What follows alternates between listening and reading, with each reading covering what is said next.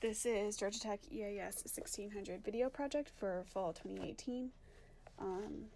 My video is on ocean salinity, which is in chapter 5, pages 84 to 107 of the Earth System by Casting and Crane. This video will be just a brief overview of ocean salinity. For more in-depth information, I would suggest referencing the textbook. So we're going to get started by talking about what type of salts are in the ocean. It's more than just one, which I feel like a lot of people don't understand. So here on the left, we have a 1,000-gram sample of seawater. Of those 1,000 grams, 35 grams are salts, and 956 grams are pure water. Of those 35 grams of salt, around 55% of them are chlorine ions, around 30% are sodium, and the remaining make up or consist of sulfates, magnesium ions, calcium ions, and potassium ions.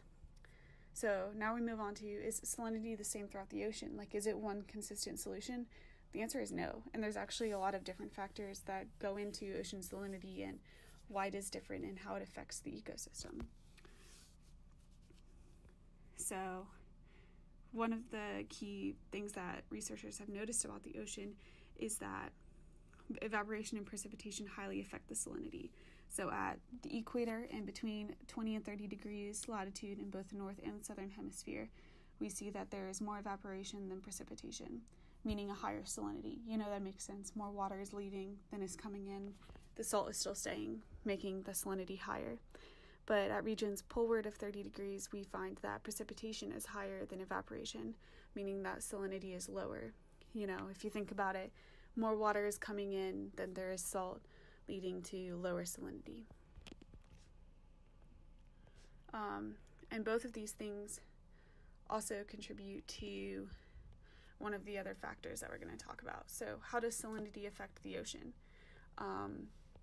There's a few key points. When temperature decreases, water density increases.